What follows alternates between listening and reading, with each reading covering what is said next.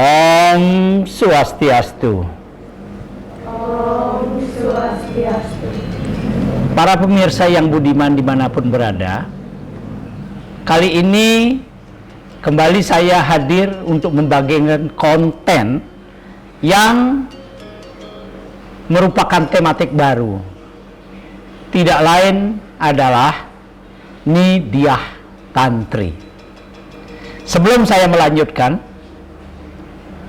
sesuluh ini, izinkan saya mengingatkan kita semua untuk senantiasa memperhatikan 3M, yaitu memakai masker, mencuci tangan, dan menjaga jarak.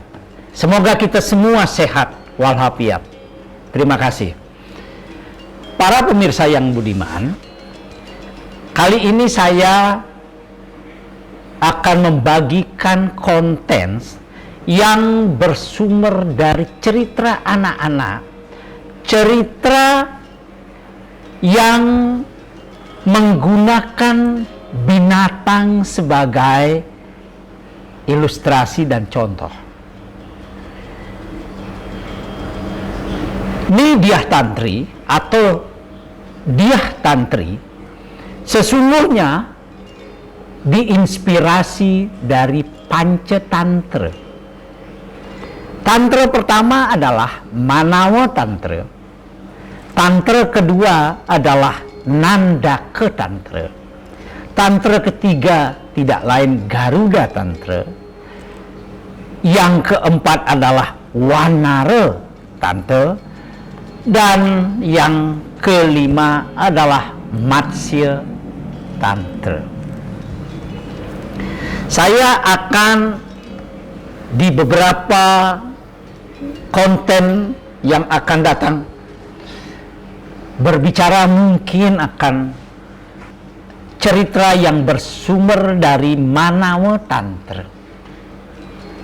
Kali ini saya akan bercerita kepada adik-adikku, ya, para remaja, para orang tua yang masih suka mendengar cerita anak-anak. Kuda dan keledai dungu. Kisah ini saya akan mulai dari Prabu di kerajaan Patalina Gantung yang sakti mandraguna. Di Jambu Warsa Dwipo, sebuah kerajaan yang amat makmur, ya, damai, asri, tentram, kerta raharja.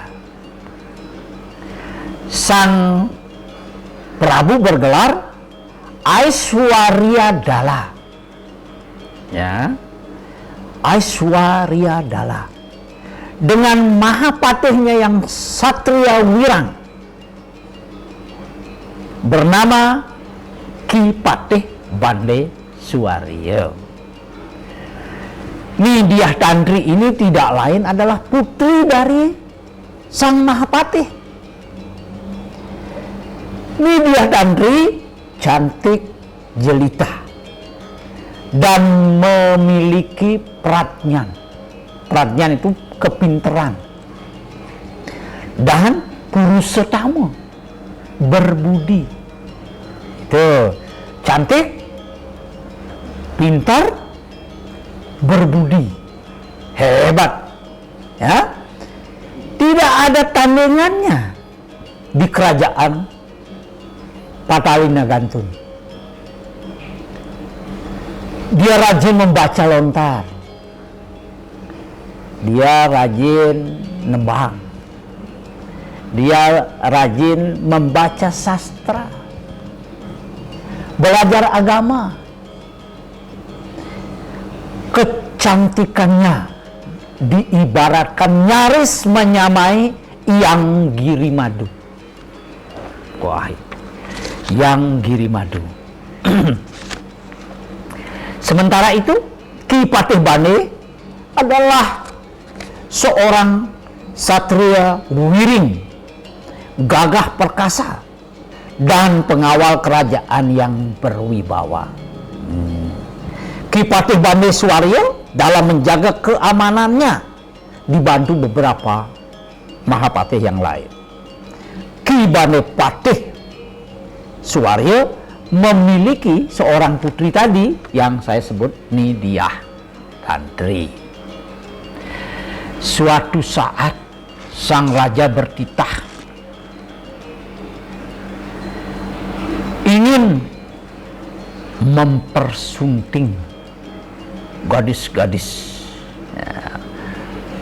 Dipanggil satu.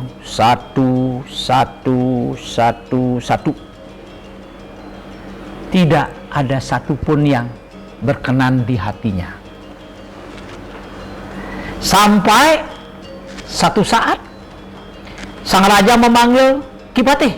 Patih, aku telah memanggil beberapa perempuan, tapi satu pun tidak ada yang berkenan di hatiku. Saya minta kamu sekarang berjalan dan mencari orang yang cocok denganku. Kira-kira gitu. Si Patih sudah bingung. Jangan-jangan sang raja menginginkan putriku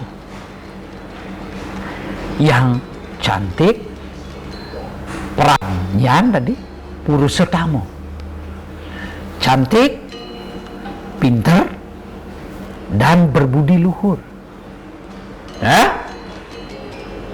Akhirnya sampai di rumah, sang Patih bercerita kepada sang putri. Sebenarnya sang Patih tidak ingin memperkenalkan putrinya kepada sang raja. Begitu cerita, gembiranya bukan main sang putri. Ya, Nidyah Tantri senang. Ya, udah kenalkan saya sama raja, nanti saya yang cerita. Akhirnya bertemu, begitu ngelihat sang raja, dengan hormatnya Nidyah Tantri bertutur sapa. Diam-diam sang raja melirik-lirik. Ya, ini anak sopan santunnya bagus, wajahnya sumringah, ya. Wah, ini cocok menjadi prameswariku. Kira-kira begitu. Tapi raja tidak langsung mengutarakan. Masih malu-malu kucing. Ya. Sambil didampingi Dayang, sang Nidyah Tantri diminta untuk bercerita tentang banyak hal. Hadirin yang berbahagia, bagaimana kemudian kisah Nidyah Tantri berada di perabuan sang Prabu sambil bercerita. Paduka Raja, Amba punya satu cerita mengenai kuda dan keledai dungu. Diceritakan di hutan Malawan yang angker, masih di lingkungan kerajaan sang raja. Arya Lingga sedang menyusuri jalan bersama kuda dan keledai dengan beban yang amat berat. Bebannya berat. Si keledai mengeluh, "Kuda, tolong bantu aku. Di punggungku terlalu banyak barang. Aku udah sempoyongan diundang-undang mata." Kira-kira begitu ya. Semua barang ada di keledai, di punggung keledai.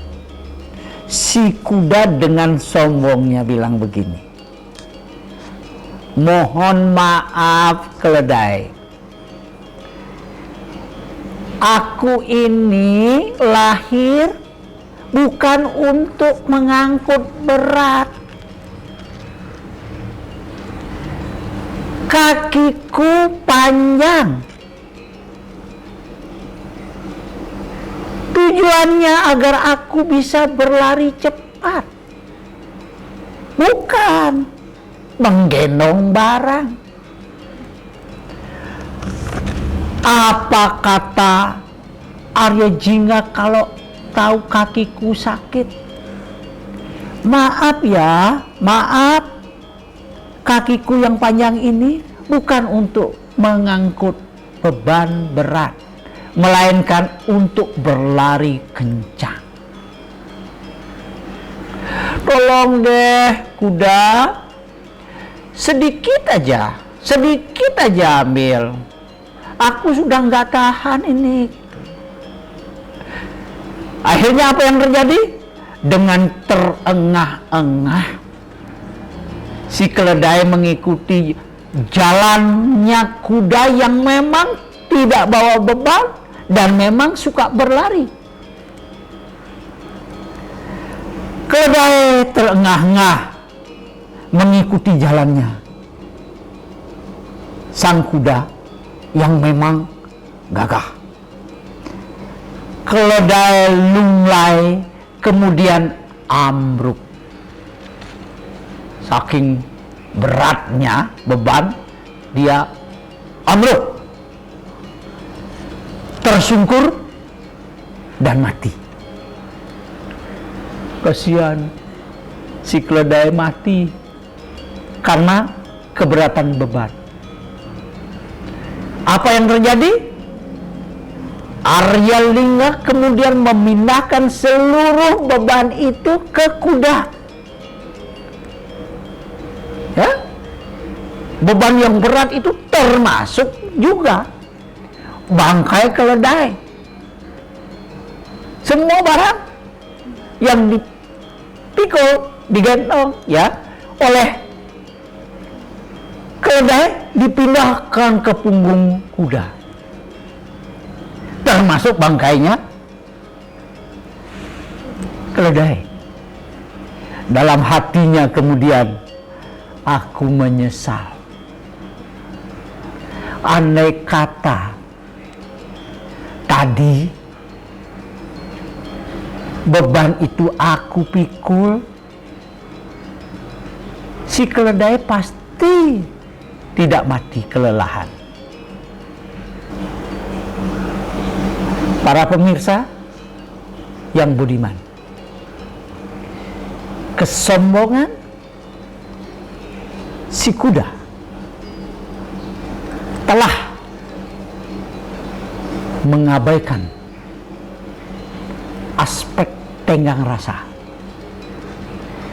Kesombongan si kuda dengan memuji dirinya sebagai makhluk yang punya kaki mulus panjang yang berfungsi untuk lari cepat telah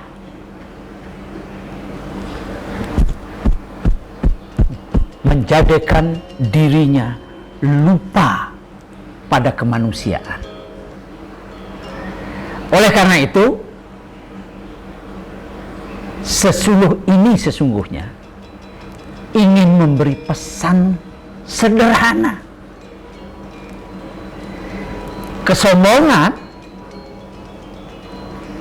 membawa petaka dan kesusahan, sebagaimana yang diperankan oleh si kuda.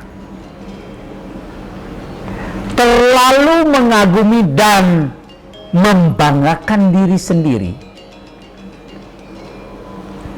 satu saat akan memberi penyesalan yang cukup berarti. Karena itu, pepatah sudah mengatakan, menyesal kemudian tidak ada gunanya. Para pemirsa yang budiman, semoga cerita ini dapat menginspirasi kita semua bahwa segala bentuk kesombongan yang apalagi mengabaikan penderitaan orang lain menjadi sesuatu hal yang tidak baik bagi kita semua. Semoga pelajaran yang diberikan oleh si kuda, ya, dapat menginspirasi kita juga untuk senantiasa bahu-membahu, tolong-menolong, menumbuh kembangkan rasa empati kita, terutama dalam situasi yang serba sulit seperti sekarang ini. Semoga sesuluh ini bermanfaat. Terima kasih. Om Santi Santi Santi Om. Om Santi Santi Santi Om.